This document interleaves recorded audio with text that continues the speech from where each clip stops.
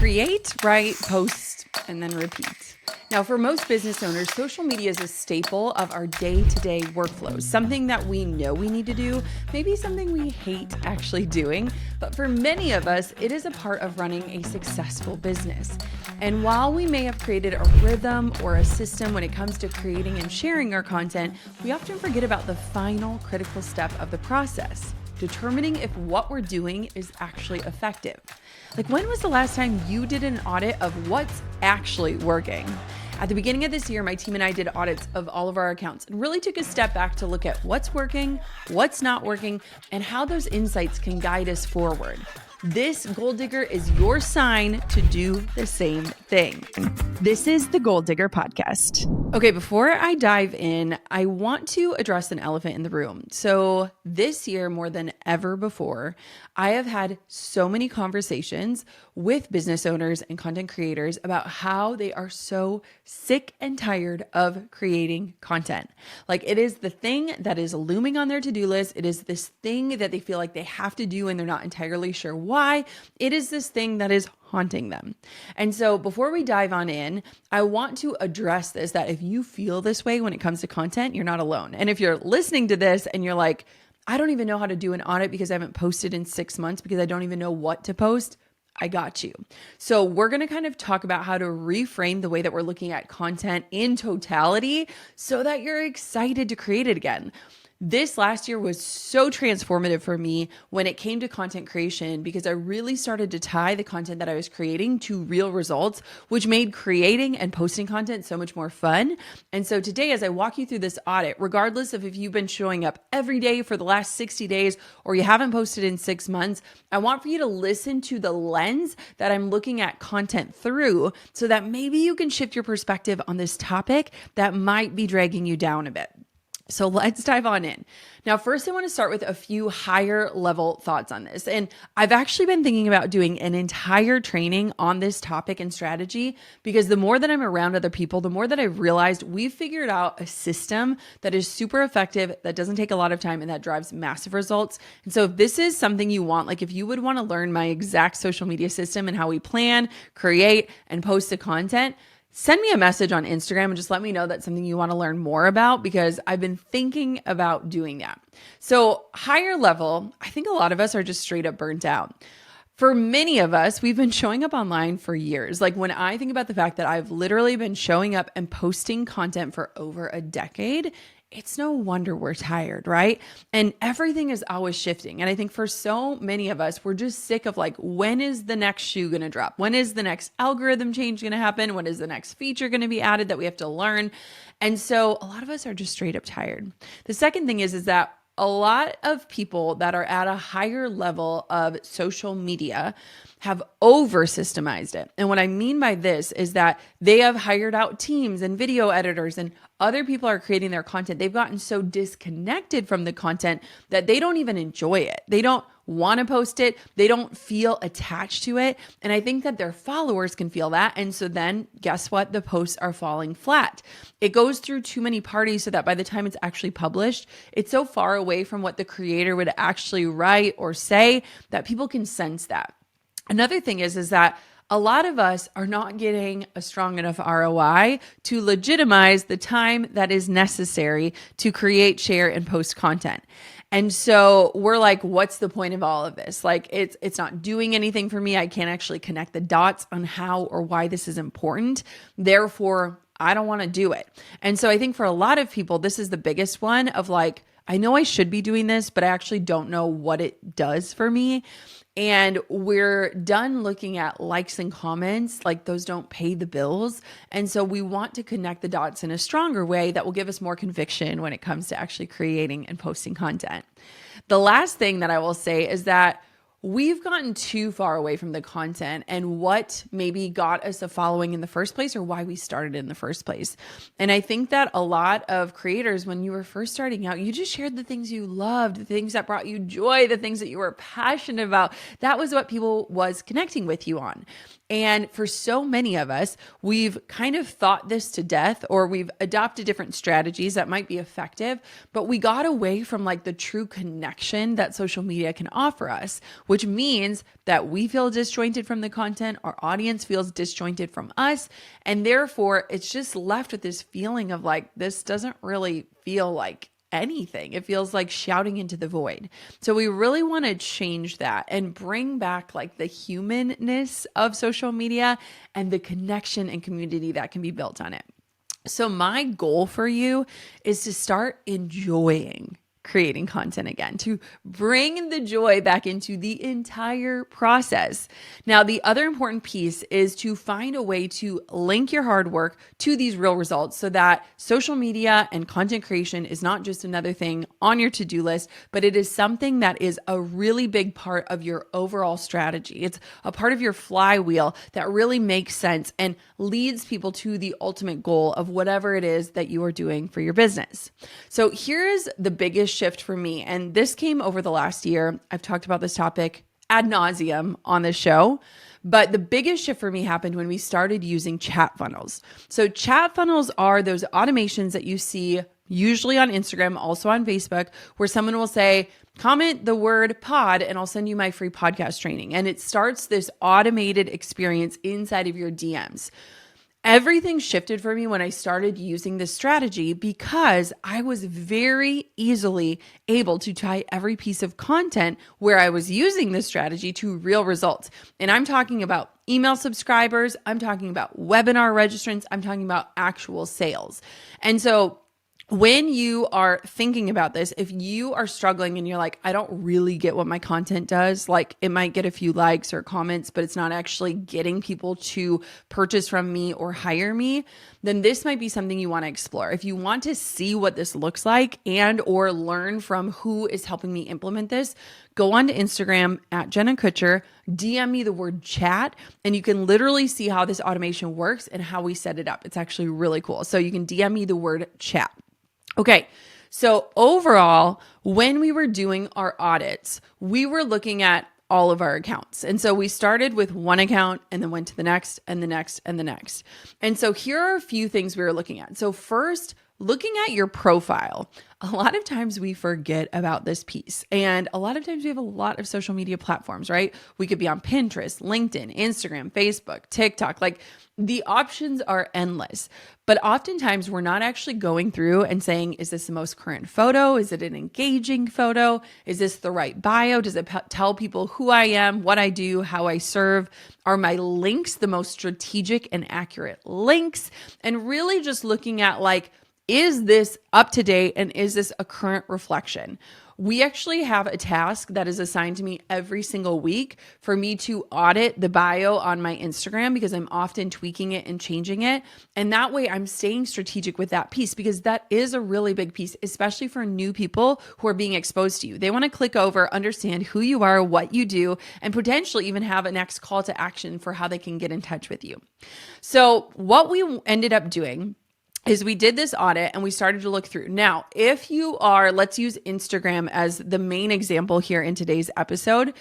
If you are someone who has access to analytics inside of Instagram or insights, likely if you are a business or a creator account, you can actually leverage their analytics in a really cool way to sort through the data. Now, if you have been listening to this podcast for a very long time, I was, and I still am skeptical, very opposed to switching to a business account. My whole theory is just on the sense of like, if you are transitioning your account over and if you are a business and you are only posting about business, you need to be a business account. That's just like being legit. But if you are someone who is sharing your life and your business is just a part of it, I would stay a personal account. My only thought is that once Instagram and Facebook knows you're a business, they're going to want to charge you. You're going to have to pay to play.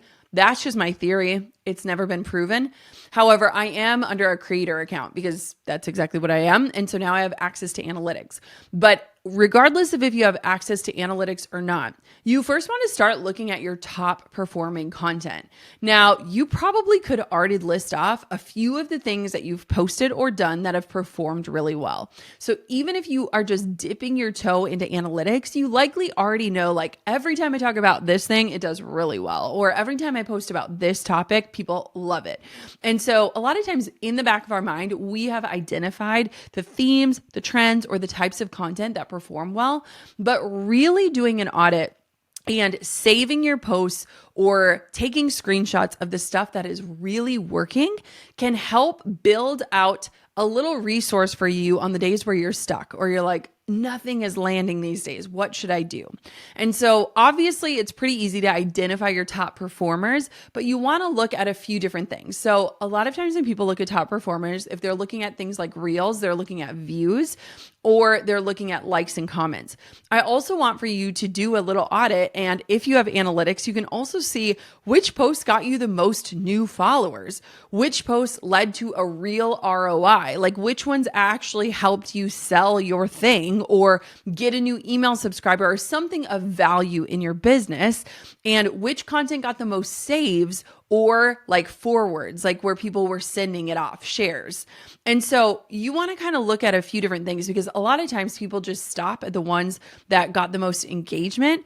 But if we're again really tying this to real results, we want to look at things like followers, real results in your business, saves, and shares.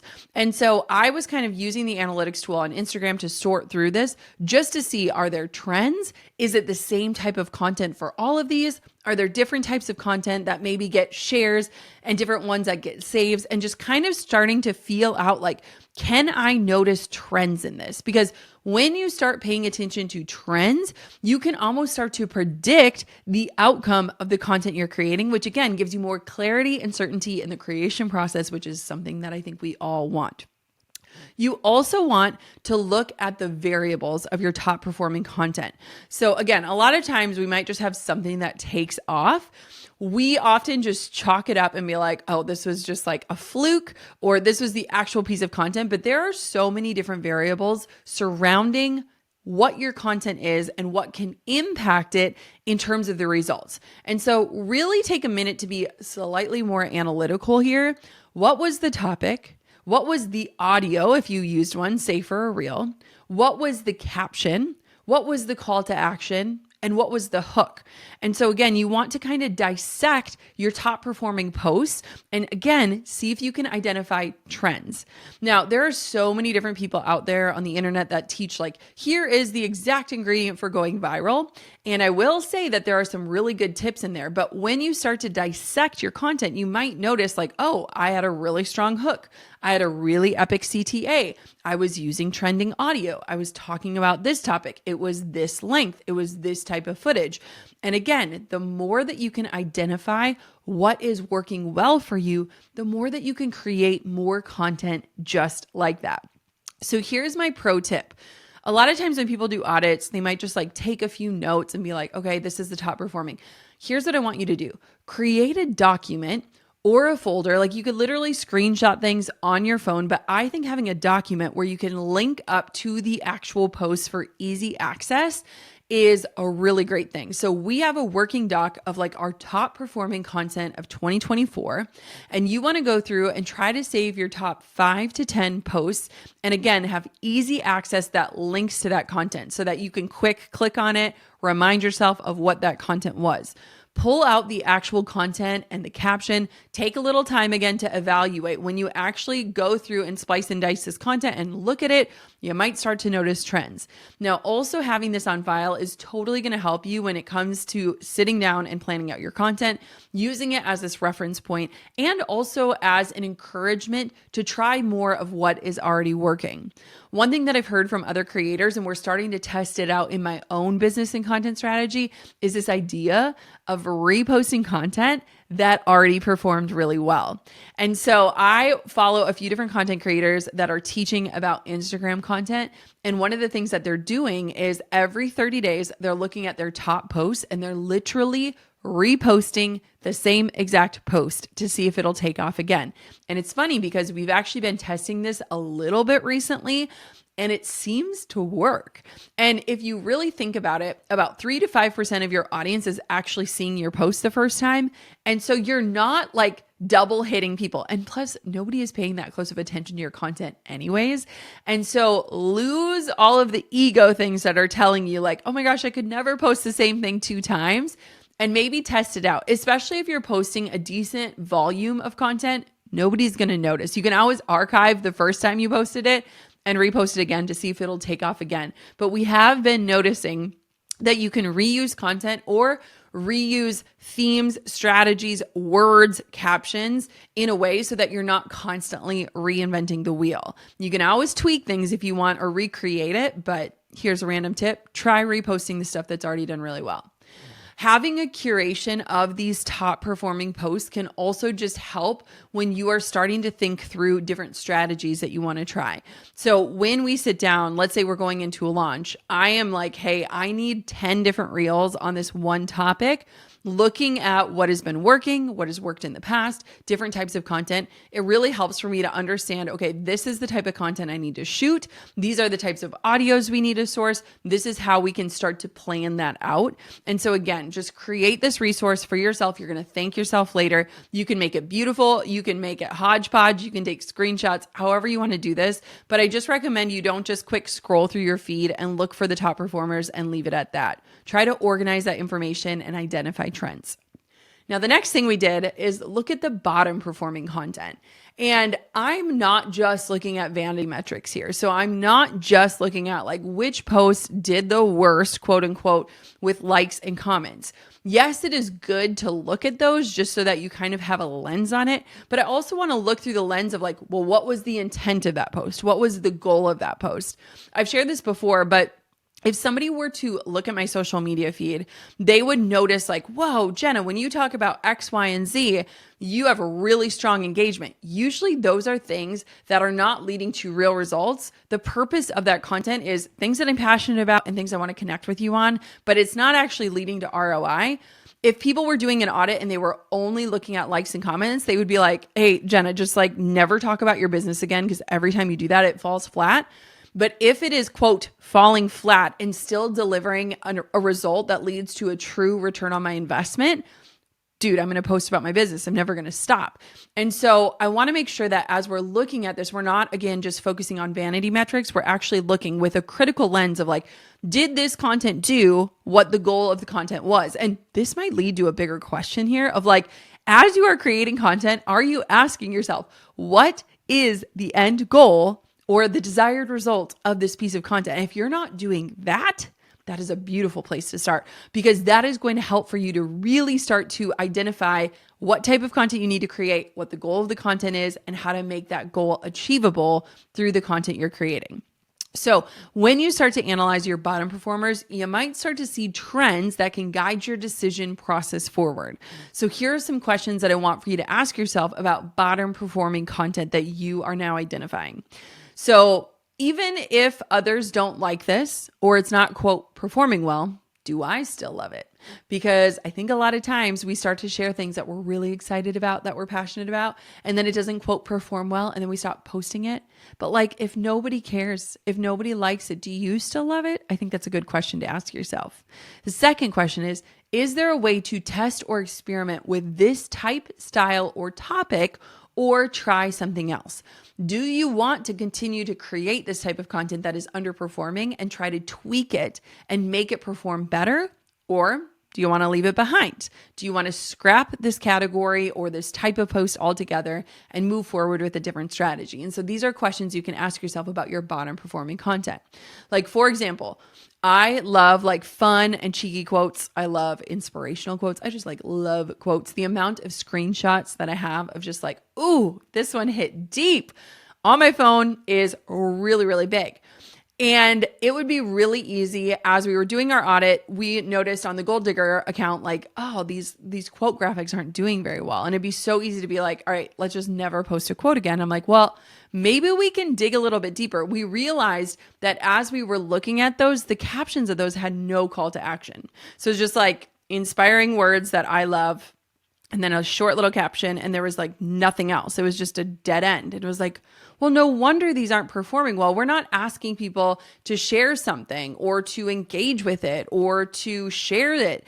And so it was really not about the actual post itself. It was how we were positioning it and what was accompanying the post. And so you want to make sure that you don't just take metrics at face value.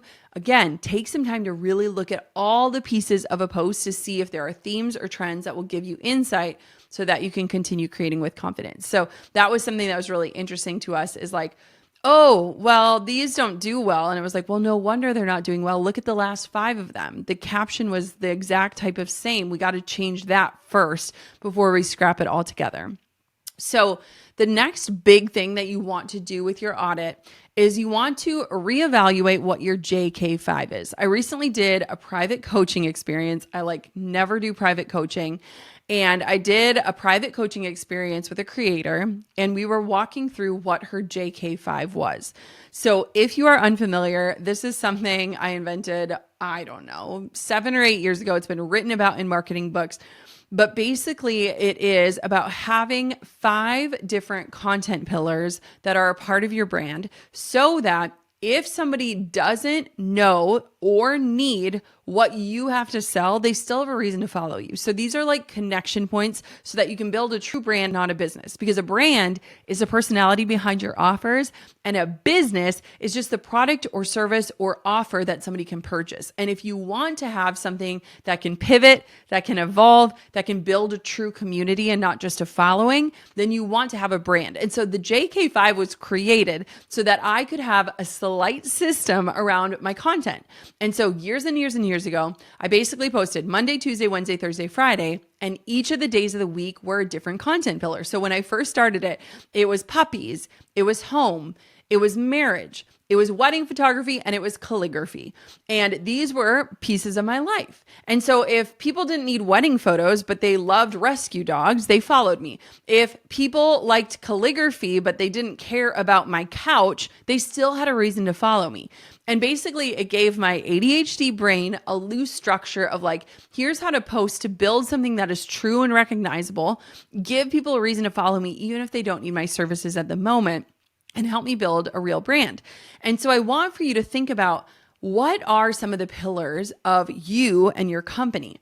And you want to make sure that 1 or 2 tops of the pillars are your offers or have that deeper ROI, but the other pieces of the categories are literally meant to connect and to share your passions and who you are and build that real personality that is behind the brand.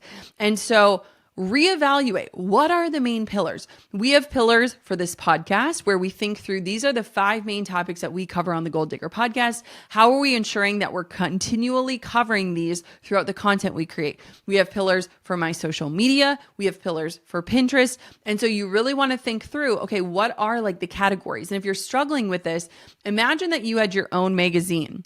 What would some of the cover stories be? Because a lot of times we'll buy a magazine for one story on the inside, but then we read the whole thing, right? And so think through what are some of the topics that you want to cover in your quote magazine? Those are the pillars of your brand, and that can provide you a little bit more structure around your content.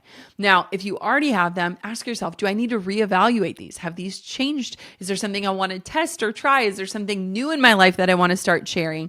And really nail those down. I love the number 5, just because if you are posting Monday through Friday, 5 days a week, that would be amazing, but it would give you this cyclical feel to your feed so that it's recognizable and people start to understand that.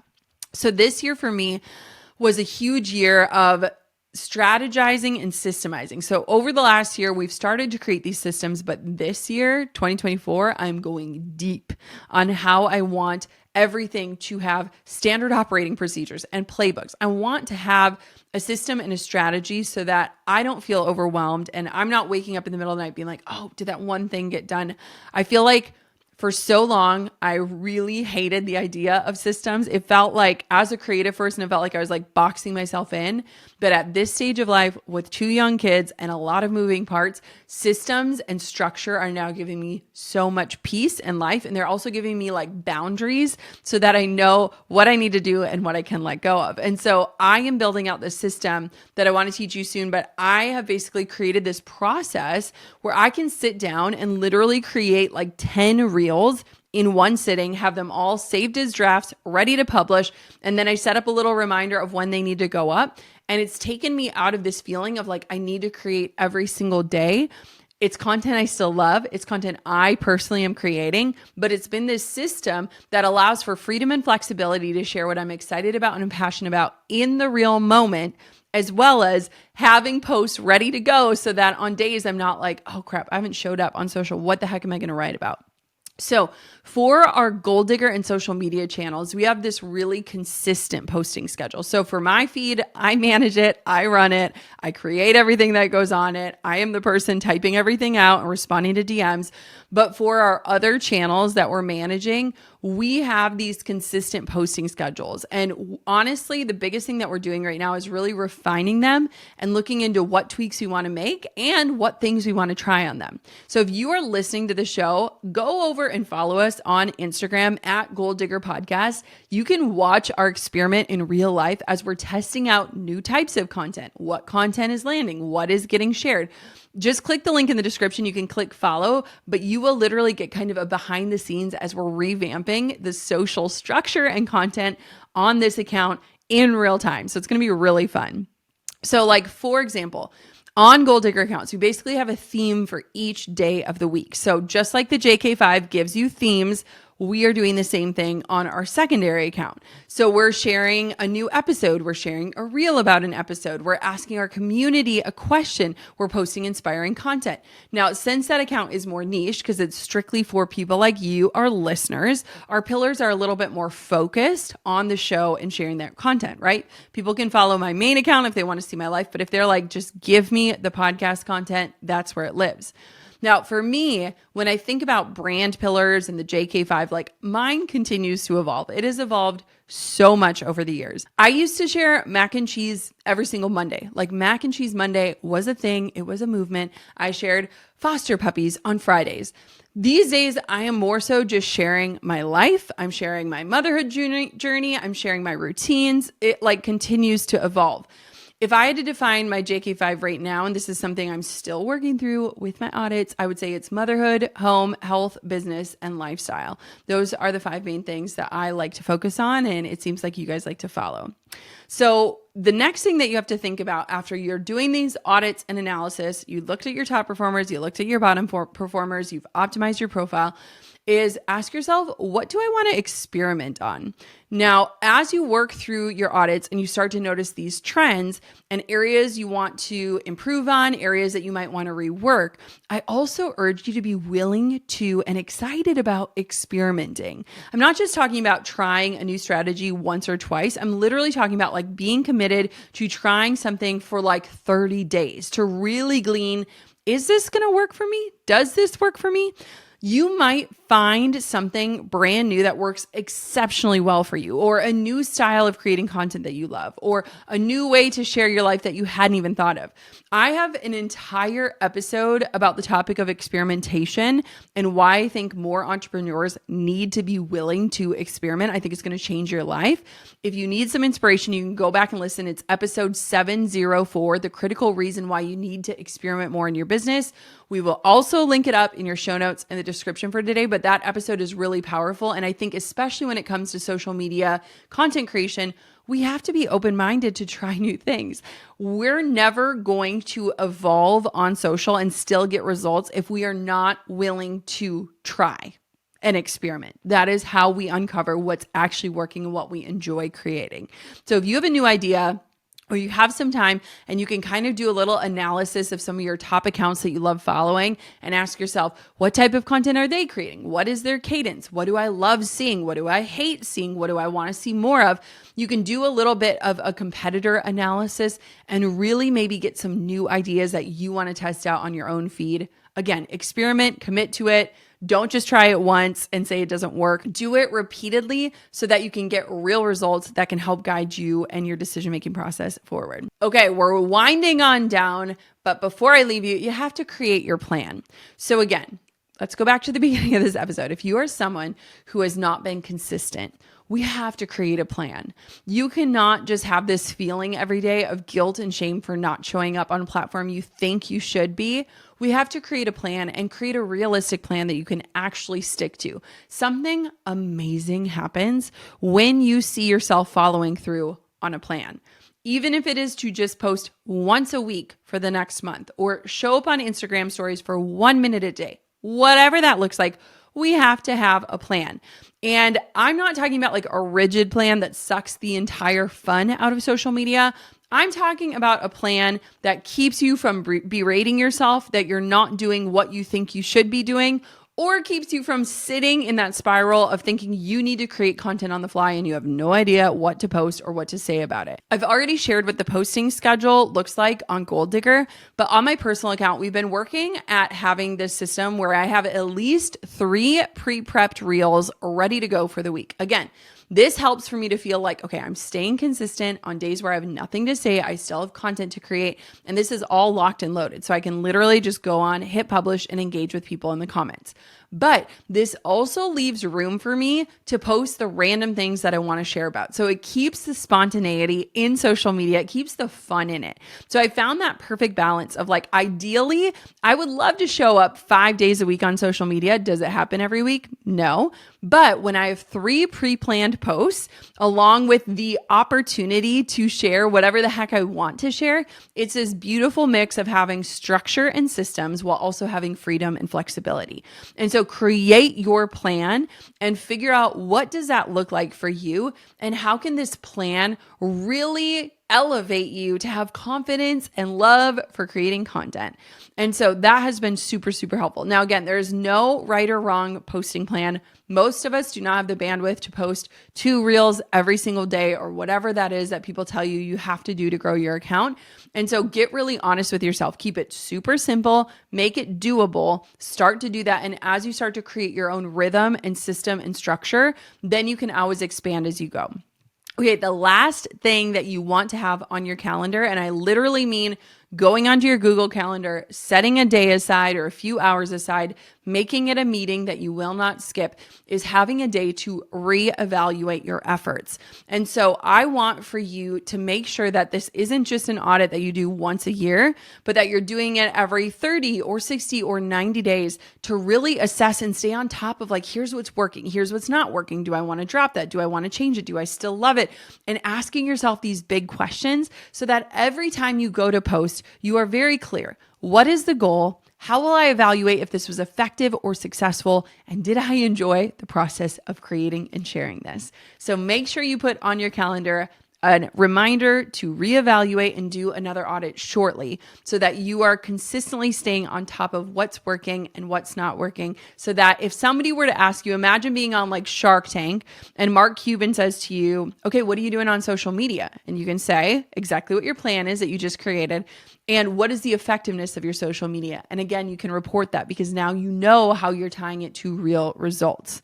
Now, as we come to the end of this conversation, I just want to remind you that this is a chance for you to restart. And you don't get just one chance. You have chances every single day to restart. So if you are someone who feels like, man, I've already dropped the ball. I missed the beginning of this year. This wasn't a perfect year. I'm just going to wait till next year. Don't. Start today. Take time to look at your efforts, to look at the way that you've shown up, to look at the way maybe you've held yourself back, and take some time to sit with that. You are going to notice amazing trends that are going to guide you with more clarity and confidence. And you, my friend, are a CEO, whether or not you feel like it or you claim that title as your own. And so clarity and confidence come along with that role, but you've got to invite in ways to bolster your clarity and your confidence. And a social media audit is one of the best ways you can do that. I want to make sure that any of the precious time that you are spending creating social media content and sharing it with the world is time well invested, because you know me, time is my currency. And I'm not just looking at the ROI in terms of your energy and your money, but I'm looking at it in terms of your time. I want to make sure your time is worth every single post that you're I want to make sure your time is worth every single minute that you are spending creating, sharing, and engaging. So do this social media audit, report back your results. I would love to hear from you. And I just want to make sure that you stay in the game. You've got this. The world needs what you've got. Keep on showing up. Thank you so much for listening to another episode of the Gold Digger Podcast. Until next time, keep on digging your biggest goals. Hey, thank you so much for watching. If you have a quick second, take a second, make sure you're subscribed to my show. And if you love today's marketing tips, tricks, strategies, and life talk, then check out this episode. You are going to love it. So I was recently at a mastermind and we were on the closing day sharing our closing thoughts. And my friend Jim Quick was sitting right next to me and he said something so poignant. The topic was comfort zones. And essentially what he said is that there are 2 types of hard that nearly everyone is experiencing. the hardness that comes when you're stuck inside of your comfort zone, but also the hard that comes when you're trying